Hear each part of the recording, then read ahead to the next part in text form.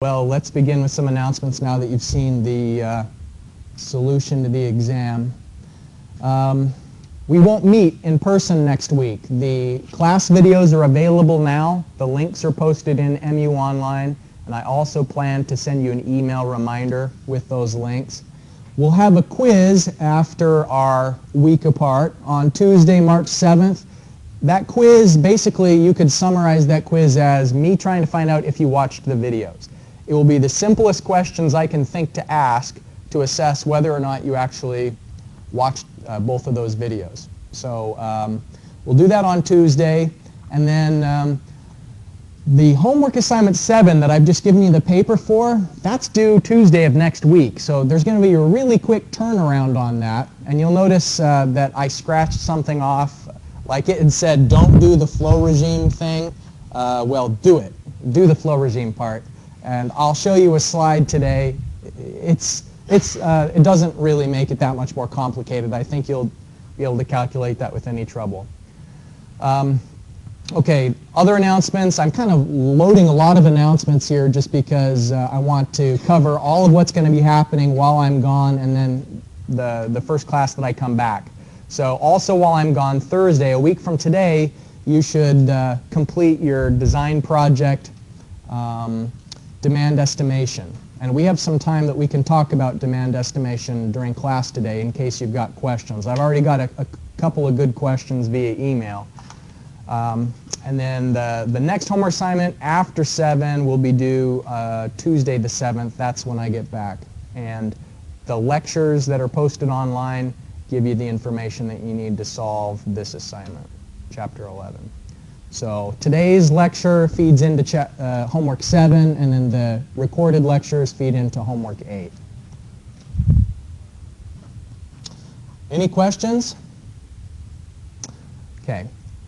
This course is divided into two parts. There's the closed conduit flow, meaning flow through pipe networks, and then there's the open channel flow.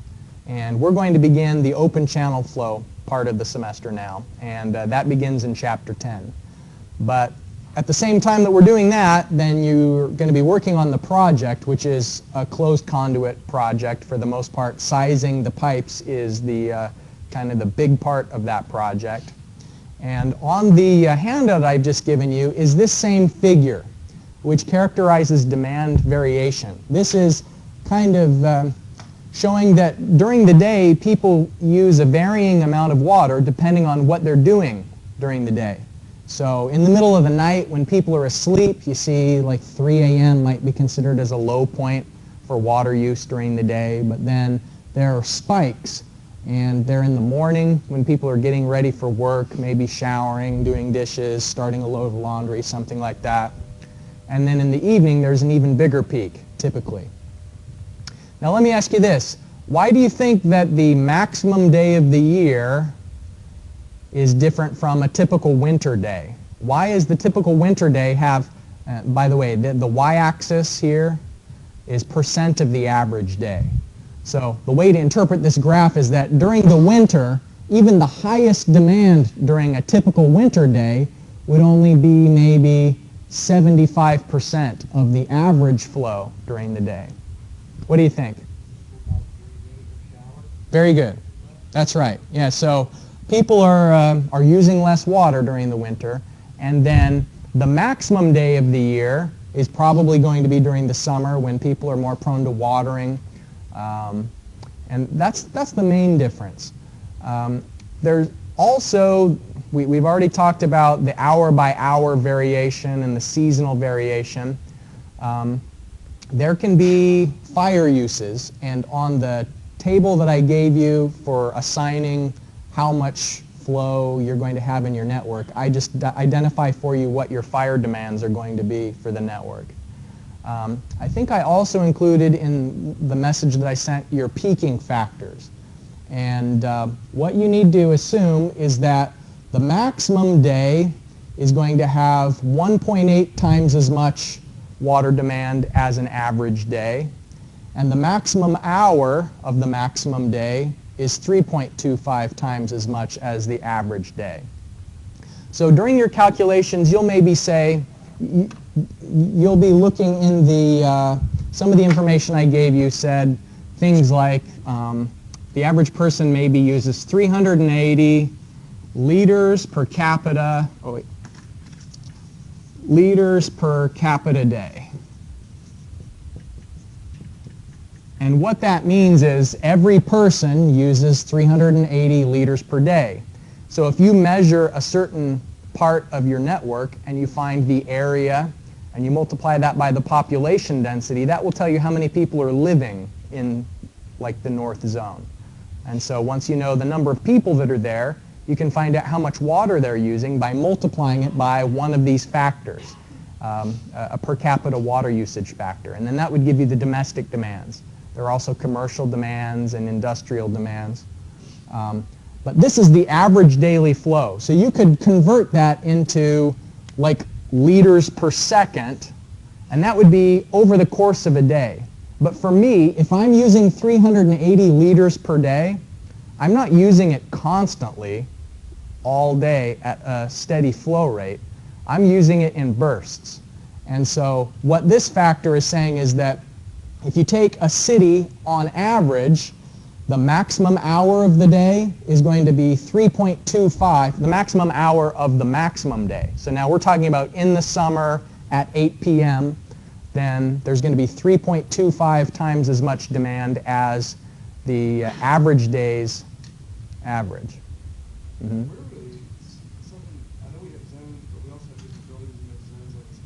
Yeah. Mm-hmm. Every other week. I mean, obviously you have flow for that day, but over a month, the average will look extremely low. Right. That's a really good question. So, you know, the football stadium maybe is only used nine times a year, right? And it's during 4-hour period. And so what do you think? What do you think is the safest thing to do to size your network based on? So what you're saying is design for the day when people are using the stadium. Yeah, but I mean,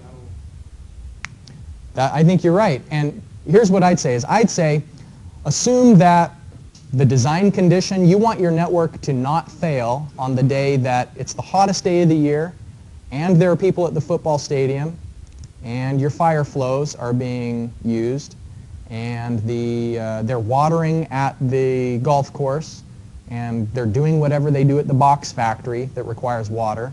So you want your network to be able to handle the maximum demands that you expect it to see at the end of the build-out, like when it's fully populated with people. Yeah, you don't design it for year one.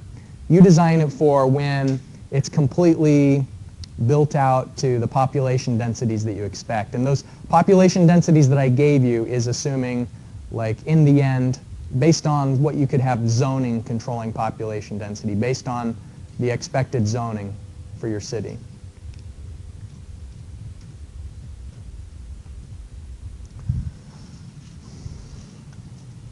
So here's that map again. You've got a paper copy of it, and if you haven't already, I'd encourage you to measure the area in each zone and then start calculating how many people are in the zone, figure out some information that could be useful to you on how much water those people are using. And then look at each one of these exterior flows, like a hospital. Yeah. How much water are they using at the hospital in a housing project and how that might be different. In your golf course, you're going to have to look at the difference between how much water is needed by the grass and how much rainfall your city gets. Because if your golf course is in Reno, Nevada, you're going to have to irrigate more than if your golf course is in Miami, Florida, because of rainfall differences. Now, there are a lot of clues on this paper, and I put it together to try and help you understand where the water is coming out in your network and how much it's going to be. So I've mentioned this before, but let me repeat it, that each one of the interior zones is being fed water by two locations. And so the south zone gets water from L and O. The north zone is getting it from A and M. Those green arrows are outflows from the network to satisfy demands inside of the city.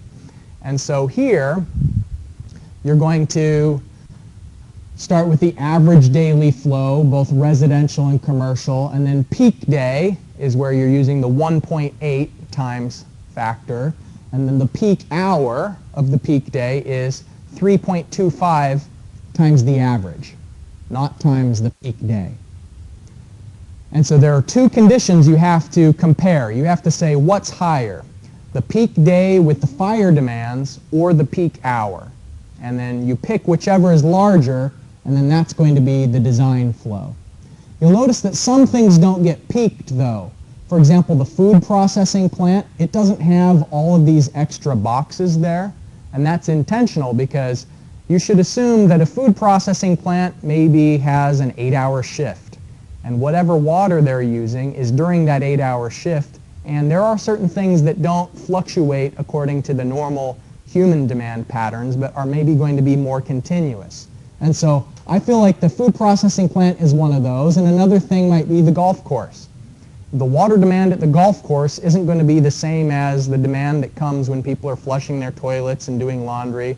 I mean, it's going to be some sort of a sprinkler schedule is set up, and they're watering the golf course over a certain number of hours per week.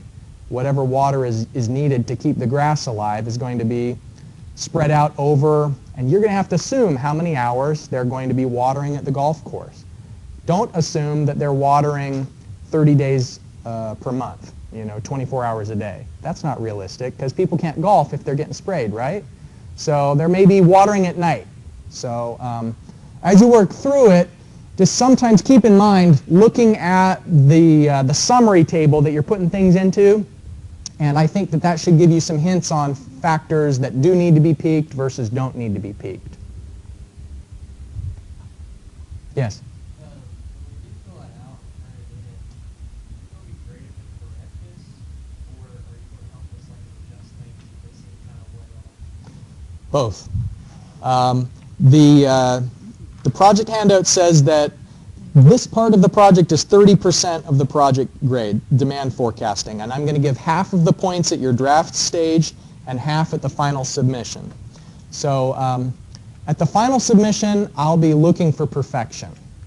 At the draft submission, I'm going to be a little bit flexible, but if you're not showing evidence of making reasonable assumptions or putting effort into research, then I don't want people to get too complacent at the draft stage. There will be people who don't get 100% of the points at the draft stage, but I don't expect it to be fully polished yet. Any other questions about demand estimation?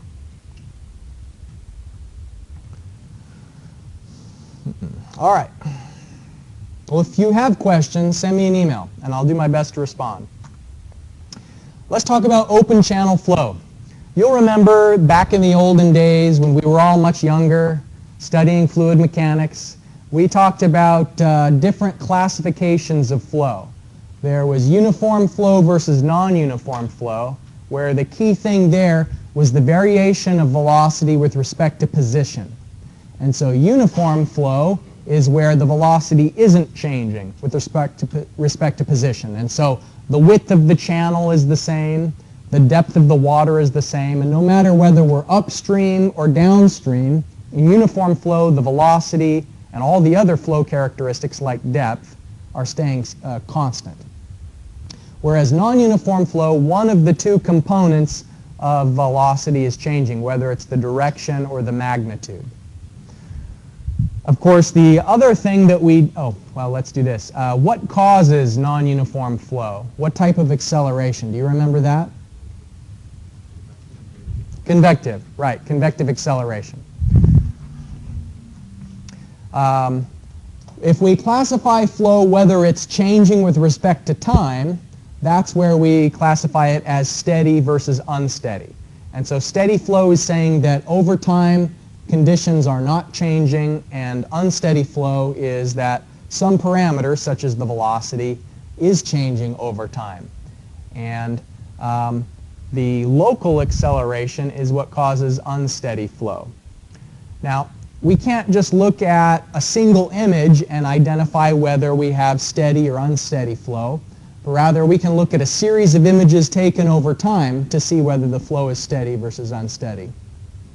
This is a picture of a culvert that failed, and I actually just learned this week where the picture is from. This is taken in Toronto. Some person who's watching the videos in Canada said, hey, I know where that is. That's in Toronto, like a previous semester's version of this. So now you know. But what happened was that the headwater, the water upstream of the culvert, was rising so high that the water was actually seeping around the outside edges of the culvert until it started scouring the material that supports the culvert downstream. And it was just sort of a gradual chain reaction that the small particles are scoured, and then that makes a larger void that the water is moving more quickly through. And then it has enough energy to remove larger particles until finally all of the fill that's underneath that roadway surface is gone. And it costs millions of dollars and a long time to fix. So that's unsteady flow. Other ways that we need, just like some basic terminology that we have to be familiar with as we start the study of channelized flow, is we can break channel types into prismatic channels where the cross-section is constant. Usually those are channels that are made by humans, like a drainage canal, a manufactured cross-section. Here we're looking at a trapezoidal cross-section where it would be the same shape upstream and downstream, that the slope is constant and regular, that if we have a top view, the channel isn't meandering. And a prismatic channel like this is very easy to analyze because it allows you to have uniform, steady flow, assuming the flow rate going into the channel is itself not changing over time. What gets a little bit more complicated is when we're called upon to analyze the flow situations for non-prismatic channels. Because if this is our cross-section, an irregular cross-section like this on the left, then probably some distance downstream it's going to be irregular but in a different way, because erosion occurs where the soil is the weakest, and so the soil is, different types of soil is spread out all over the surface in like random dispersions, and so you can have a channel that's wide in one section and narrow in another. And if we look at the side view of it, there can be a lot of flat sections followed by really steep sections, and these are challenging to model because it will start to set up non-uniform flow, and a meandering channel may even lead to something called super elevation, which is where the water is generally like raised on the outside edge of a curve because of the centripetal forces that come into play. So non-prismatic channels we'll start to analyze towards the end of the semester, but at the beginning we'll consider kind of simplistic representations of a river. We'll just say assume that a river is rectangular or trapezoidal, and that's rarely the case unless it's actually engineered to be that way and reinforced with concrete or some other material that is going to resist the scour of the water. This is a table in your book that's really important, table 10.1, and if you haven't already folded over the page that's on, I'd encourage you to make it easy to find, and it gives the formulas that are needed for different types of sections, different shapes. And so if you have a certain channel depth, y, and a bottom width, b, you can calculate the area, wetted perimeter, hydraulic radius, and so on. Here's the trapezoidal channel geometry, and we'll use this geometry in an example in just a moment. Now, these aren't the only ways to calculate the area and the wetted perimeter, and I'll show you kind of an alternate way of thinking and looking at a trapezoidal channel than is provided by these formulas in just a minute. Now, a circular channel. Anybody care to guess when you would see a circular channel like this that's only flowing partly full? A culvert? And what'd you say? A sewage pipe. Exactly. And these are very tricky to analyze the geometry of a partially full pipe. And you'll notice the formulas here are talking about the angle that the water surface is making with the center of the pipe as a reference point. And we'll get to that later on. We'll do just a little bit of design of drainage networks, and you'll get a feel for how that geometry is kind of a little bit tricky to calculate. Other flow classifications that are important to us are the different types of turbulent flow that can arise. And so let's just step through a little idea here where we've got water flowing through a channel, and these arrows are representing the flow direction. The black is the bottom of the channel, and this blue line is the water surface that's in contact with air. You'll remember the idea of velocity profiles from last semester, and that the water further away from the bottom of the river is moving faster because it's only in contact with air, and the air doesn't resist the movement of the water in the same way that contacting the surface does. In other words, there's more friction at the bottom where you're close to the surface of that stream. So here's the velocity profile, and we can divide the water into a zone that is laminar and a zone that's turbulent. So this dashed brownish line here, below that is the laminar sublayer, and that's just where the velocity is slow enough that you have a Reynolds number less than 2,000. And then above the laminar zone is the turbulent zone. Now, of course, there's also transition, remember, from 2,000 to 4,000, but that would be relatively small. And in fact, the laminar zone is itself also going to be pretty small in most cases. But what we're interested to compare is the height of the roughness layer, the roughness elements here. So if it's concrete, think about the little ridges on the surface of concrete and how deeply they extend into the laminar zone. There are situations where we consider it smooth flow if these roughness elements are completely submerged in the laminar sublayer. Even if we have some turbulent flow above the laminar layer, and it may even be the majority of the stream depth is turbulent. And so that's saying that the height isn't necessarily to scale. It may be 3 meters of turbulent flow and then just a couple of millimeters of laminar flow. But it's really important if those roughness elements are completely submerged in the laminar zone, then that can have an effect on the flow performance that we see and what effect these roughness elements actually have on the resistance. So that's smooth turbulent flow. Another classification is transition flow, where it just happens that the thickness of the laminar layer is the same height as those roughness elements. Because now if the velocity is increasing, that's going to make the laminar layer smaller. If the flow velocity gets faster and faster, and that's just going to compress the thickness of the laminar layer. And finally, the rough turbulent flow is when the water's moving so fast that the laminar zone is really small, and it's in fact so small that the ridges of these roughness elements are now sticking out into the turbulent zone. And they're going to have more of an effect in disturbing the flow if like the vortices and the random eddies are interacting with that turbulent zone, then there's just going to be a lot more random movement inside the rest of the flow than if you had this cushion kind of isolating the flow from the roughness layer, the roughness elements. Everybody understand the idea behind these 3 different classifications? Yes? So as we go down Mm-hmm. the velocity Is increasing. That's exactly right. And that's why the laminar layer keeps getting smaller, is as the velocity in the river gets faster and faster, there's a smaller depth that is considered laminar. Good. Okay, now this diagram is showing water flowing downhill.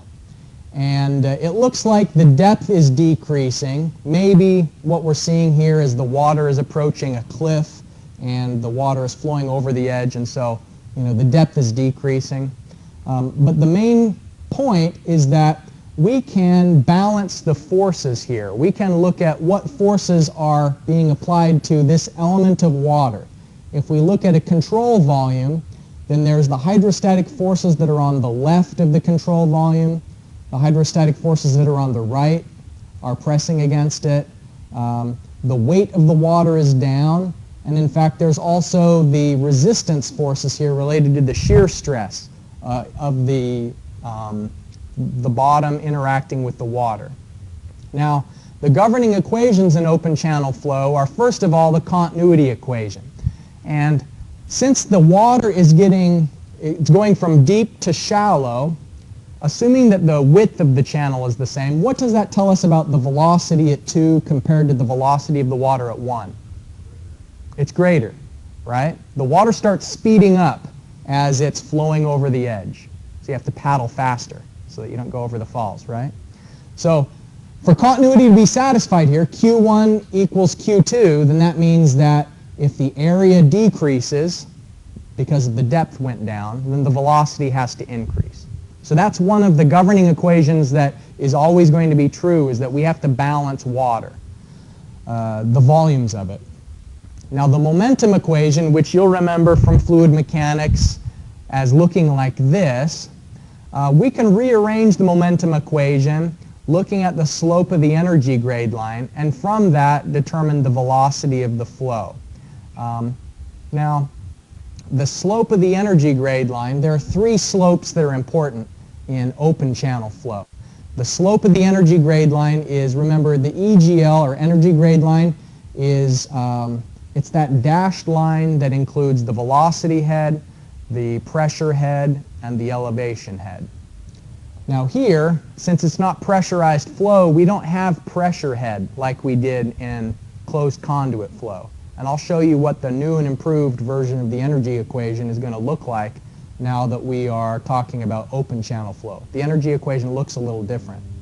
But the energy grade line is still something that we can calculate, and what it is it's the water depth plus the velocity head. So there's this imaginary line above the water surface. So S sub F is the slope of that imaginary energy grade line. S sub W is the slope of the water surface, and that may be different from the actual channel slope. So here you'll notice that the channel slope is constant, and the water surface slope seems to be at first equal to the channel slope, but now it's getting steeper and steeper as that water approaches the drop-off.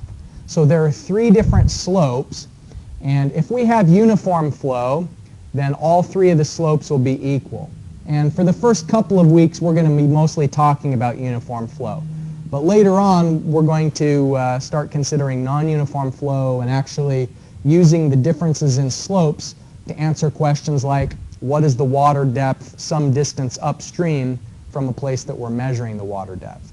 So analyzing how the flow depth changes is really important in understanding the behavior of rivers.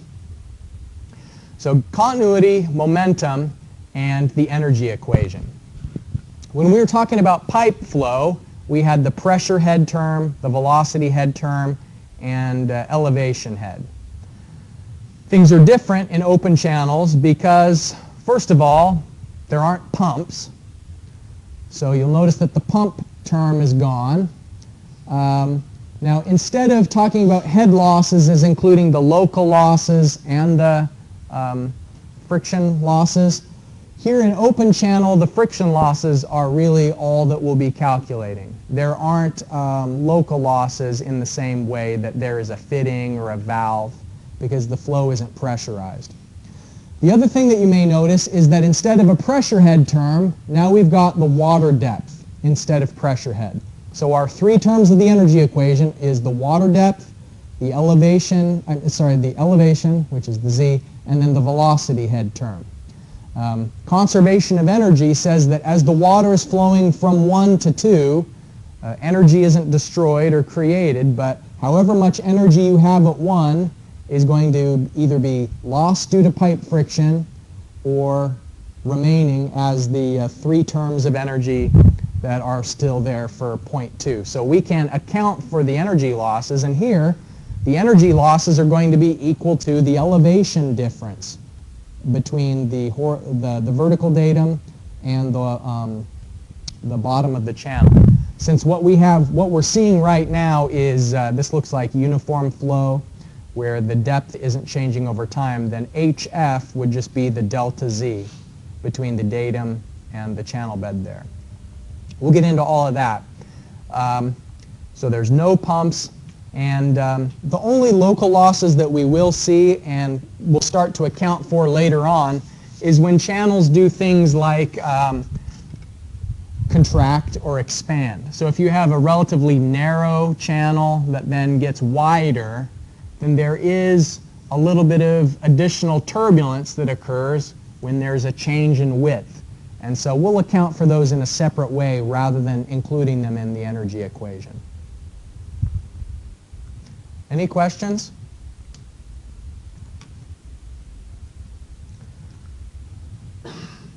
Yes? Yeah, why isn't the velocity control head loss, the friction loss? Oh, so why doesn't the velocity go into here?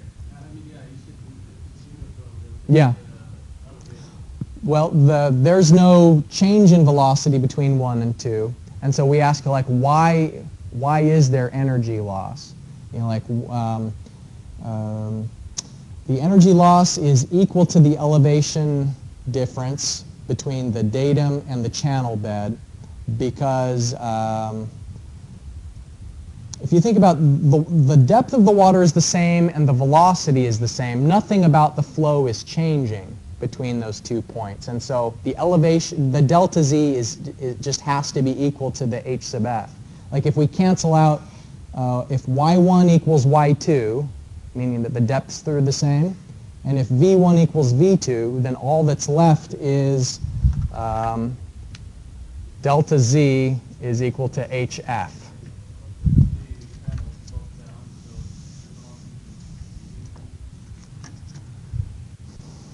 I understand what you're saying, but it's not increasing. It's coming into equilibrium. Because remember, there is a friction loss here. Like the water is in contact with the bottom surface there. And so if it was a frictionless surface, then the velocity of the water would be increasing.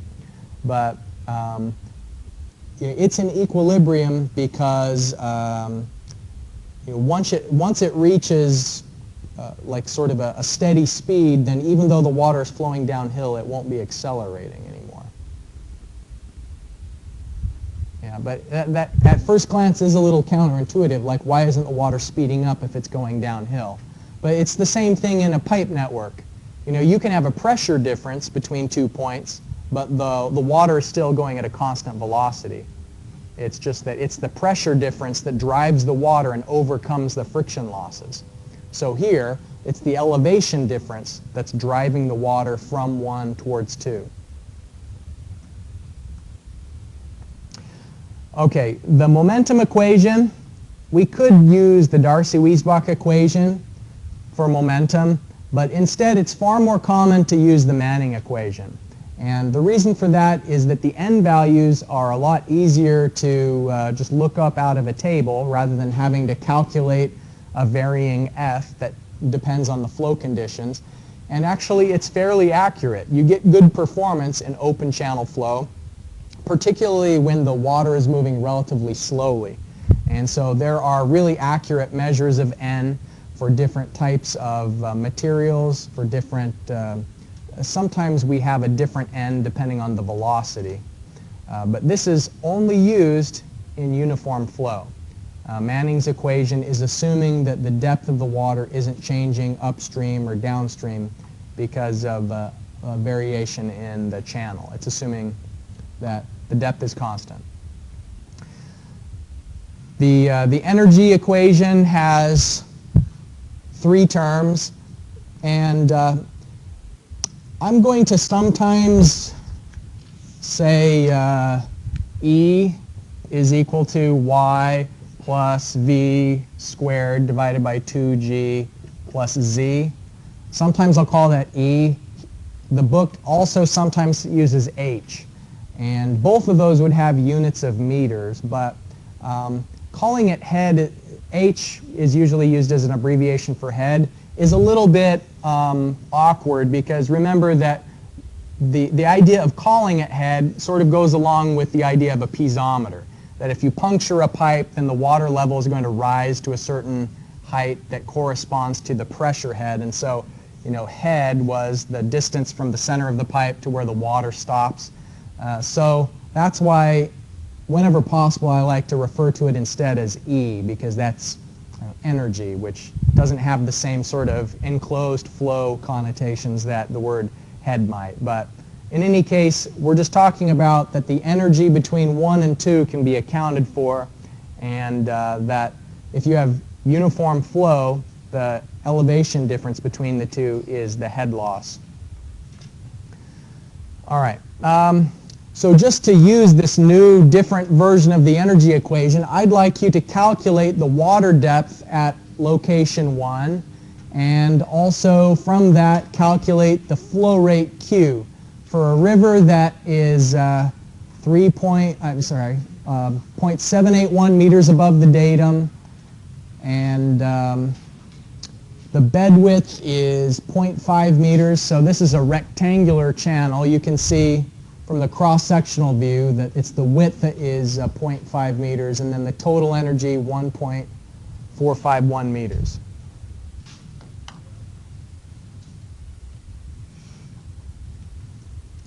I think it would probably, this is the vertical datum, not the horizontal datum. That's the vertical datum here is where we're measuring the energy, the elevations relative to.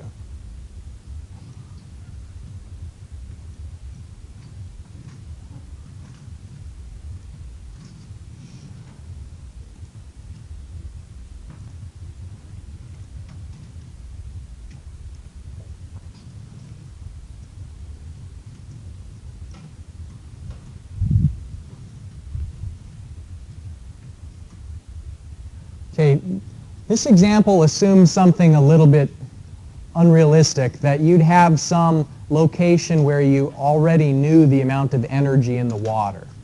The way that it'll actually work is that you'll measure the depth of the water, you'll measure the water's elevation above some datum, and you'll measure like the flow velocity, and then you'll calculate the amount of energy that there is, and then you'll compare what's happening to the energy upstream and downstream. It'll allow us to calculate some pretty interesting things, like what happens when the water encounters an obstacle that it has to flow over, or what happens when the channel gets narrower, and how much energy there is in the water dictates the water's response to things like that. Here, this is just really a chance for you to plug some numbers into the energy equation and see how things work out. So you end up getting a depth of 0.654 meters, and based on that, a flow rate of 0.180 cubic meters per second. So this is the type of questions you've got on that homework assignment that's due Tuesday. I mean, it's mostly softballs. Not that I remember. But, all right. I guess, can you make a softball curve? I don't know. Probably. I can't, yeah. Someone can. It's not me. All right. Well, let's talk about the slope of rivers. And here's the full energy equation. Now this looks a little bit different from the energy equation I just showed you. And the difference here is that if we wanted to get really technical about things, if we wanted to be super picky, then we could distinguish between the horizontal length of the channel and the inclined length of the channel. Now, what this is showing is that L, the distance that you would actually measure in a channel, would be the inclined length. Like if it was dry and you went out with a tape measure and you were physically measuring a certain length of the channel, you'd measure that inclined surface. But the horizontal length would be L times cosine of theta. So the energy equation is actually going to be a little bit different, because then the depth of the water is affected by that angle as well. It would be a function of cosine of theta. But the thing is that these angles are usually so small, and what's the cosine of a very, very small angle? It's like 1, right? So the cosine of just a tiny angle is going to mean that here L and L times cosine theta is about the same thing. So I've put that here in bold, that if you've got a small angle, then L cosine theta is equal to L. So as long as the slope of the channel is less than about 10%, then you can get away with just saying this is the energy equation, that we're not going to account for the angle in our measurement of the depth. And it's a very unusual river that's steeper than a 10% slope. I mean, a more typical slope would be 0.1%, 0.01%. So rivers are usually very, very shallow. So this will be fine for most of our purposes. But I did want to point this out that there is a difference between the inclined length and the horizontal length. Now, one other thing that's important to point out is that the slope is going downward, but we don't put a negative sign into our calculations where we're using the slope. It's kind of assumed that flow is downhill, and so when you're doing calculations where slope is used, you just have a positive sign for a downhill slope. You wouldn't put a negative sign in there. One thing along with that is that it's always assumed that flow is from 1 towards 2. So you'll notice here that, remember, in the same way in closed conduit flow, we said that 1 was the upstream location and 2 was the downstream location. And the reason why we had to keep track of which was that the head losses are on the right side of the equation. So here's the head losses, and so 1 has to be upstream where the flow is coming from, and 2 is where the flow is going towards, because we're doing an accounting here. We're saying the amount of energy at the origin is equal to the amount of energy at the destination plus the losses that occurred between those 2 points.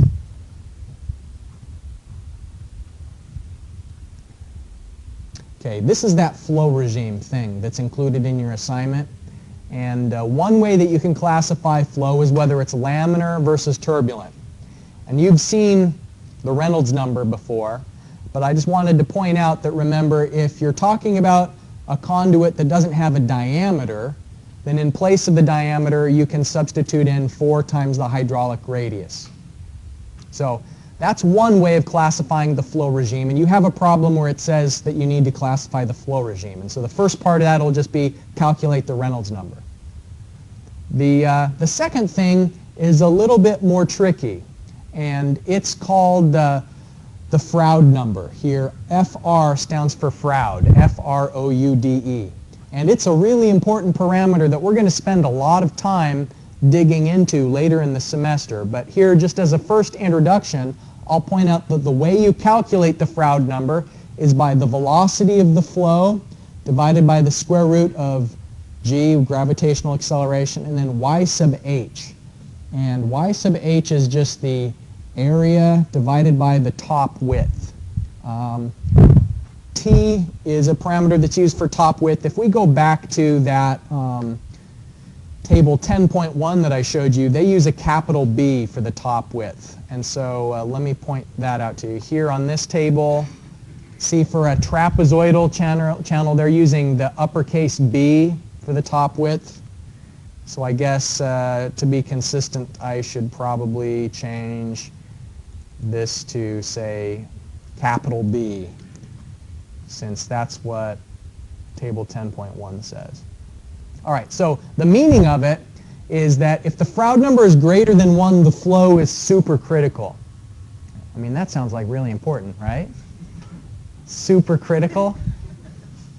And when we go back into the fluids lab for hydraulic jump day, when we're looking at the hydraulic jump, the interesting thing about that, a hydraulic jump occurs when the flow is supercritical, but it can't stay supercritical, so it has to jump into a subcritical depth. We'll get into all of the details of that, but you can classify whether the flow is subcritical or supercritical by just using this formula. So if the Froude number is more than 1, it's supercritical, less than 1 is subcritical, and if it's equal to 1, that's just called critical flow. Okay, so now you can classify the flow regime. So let's say the flow regime is the same whether it's laminar, turbulent, or critical.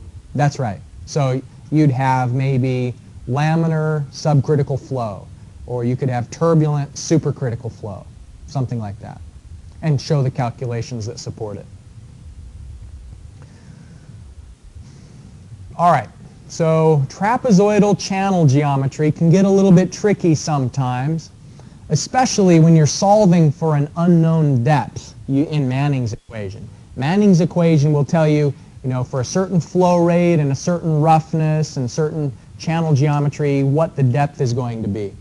We're not quite there yet. In this one, let's just say that we have The bottom of the channel, the bottom width is 15 meters. The top width is 35. And then the side slope is 1 vertical to 2 horizontal. So you see the letter T here where it says 2. The way that our book classifies side slopes is it says 1 is the vertical component of the side slope, and then T is the horizontal component of the side slope. So this vertical to horizontal is a 1 to 2 ratio. So what I'd like you to try and do is, based on the dimensions that are given, find out what is y. How deep is the flow? And that's probably the trickiest part of that, because once you have y, then you can just substitute in y and b into, and t, into the rest of these formulas to calculate the area, wetted perimeter, hydraulic radius, and hydraulic depth.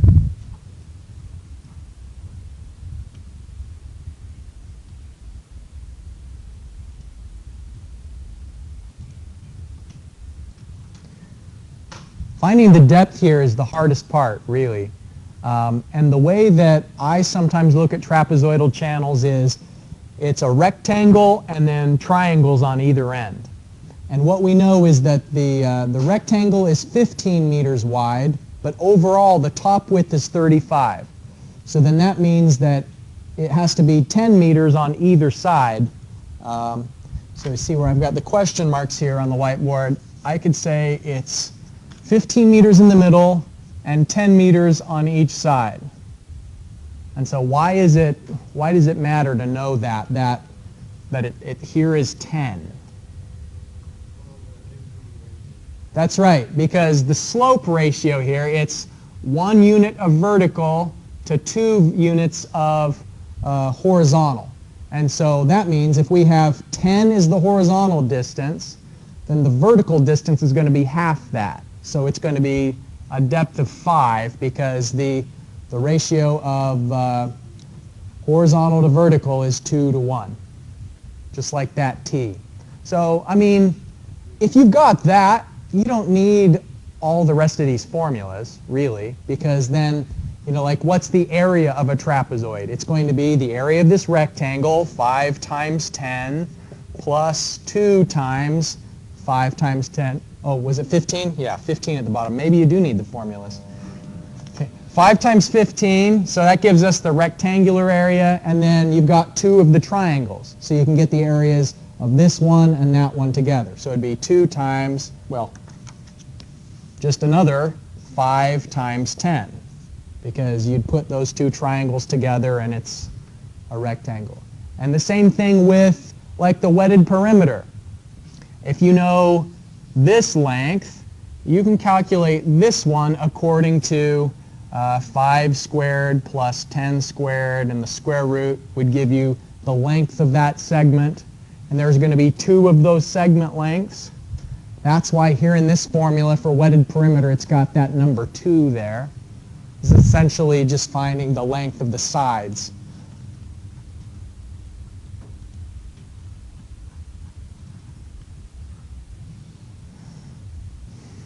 All right, so I hope that what we found was that the area is 125 meters squared. Oh man, how humiliating. Units mistake. Falling down on the job. I got to stop drinking when I'm preparing for this class. Here, let's fix that. There we go. Chia. Do you know what chia is? Yeah, I was drinking chia. All right. So, if you don't know what chia is, oh, you're in for a treat. I'll bring some into class. So healthy, lots of omega-3. Yeah.